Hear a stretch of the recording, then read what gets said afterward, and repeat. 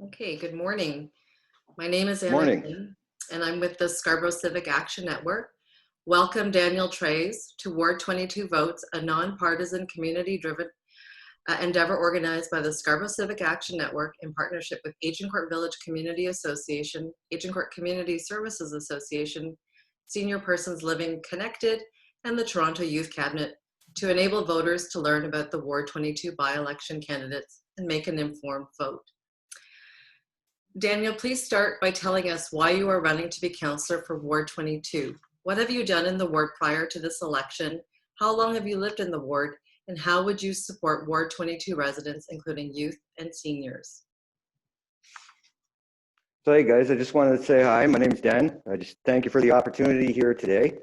Right off the bat, I'll tell you, I don't live in the ward right now. I recently moved in the past year to be closer to my family, and with all this COVID stuff happening, but also I am really willing to relocate if elected into office.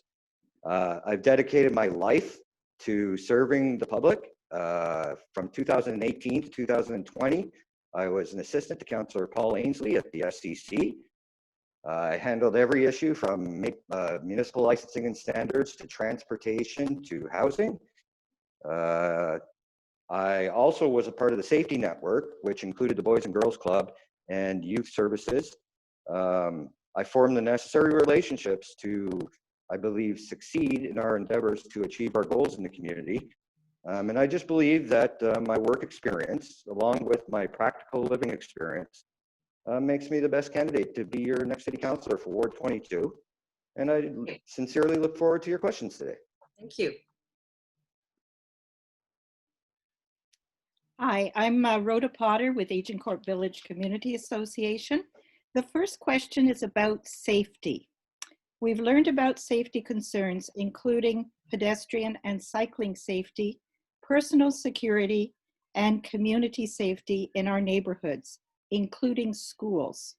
How will you work to improve safety in Ward 22 and address this wide range of issues? Thank you for the question, Rhoda, and you're exactly right. It is a big, wide-range issue.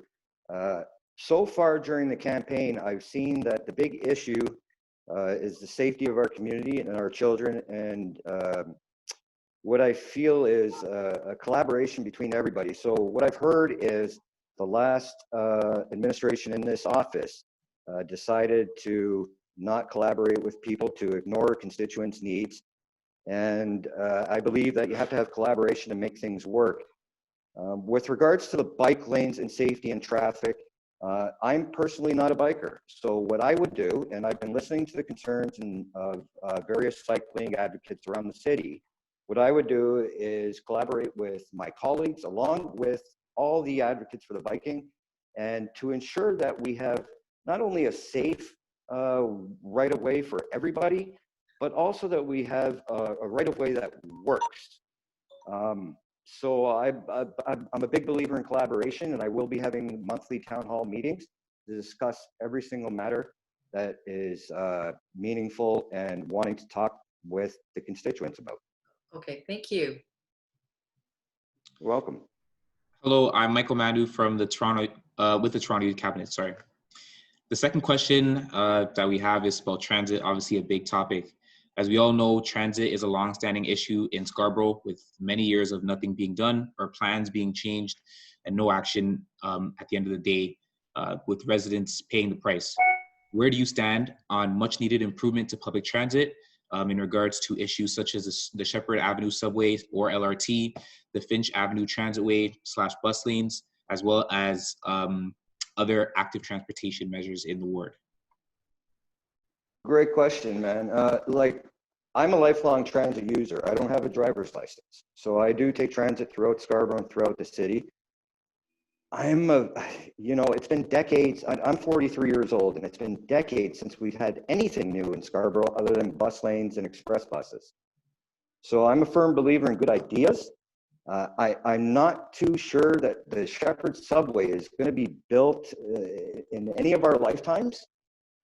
Just to give an example, the Eglinton Crosstown actually started back in 1993, and it's just now getting to the point where they're going to be completed. So I feel that not only more bus routes, not only more service, but we have to do something to alleviate that that congestion on the buses, especially on Shepherd and Finch, man. Like I get anxiety attacks when I go in there.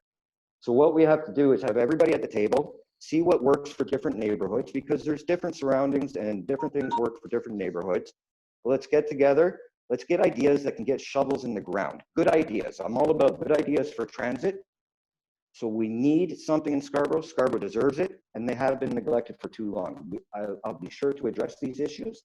And one of the first committees I wish to join, if elected, is the TTC Commission, because it's been far too long. Hi, I'm Laura Harper with Agincourt Community Services Association.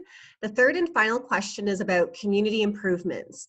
Ward 22 is lacking in a lot of important community infrastructure, has no designated neighborhood improvement areas, and many community members are being impacted by COVID-19.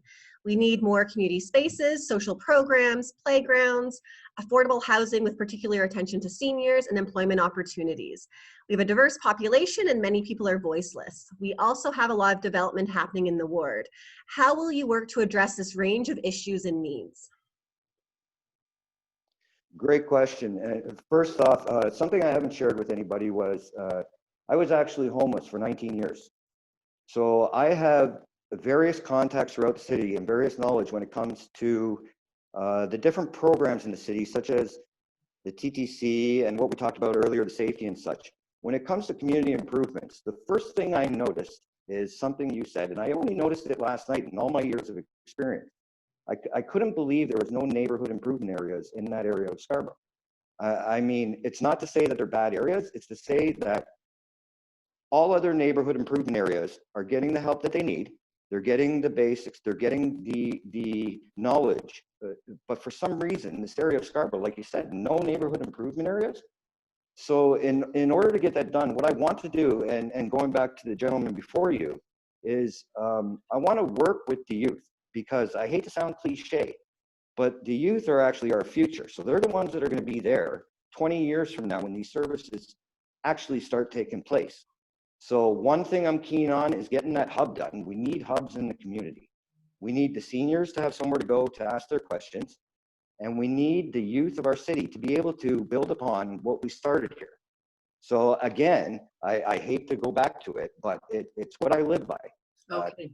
The customer service of the constituents is of the utmost importance to me.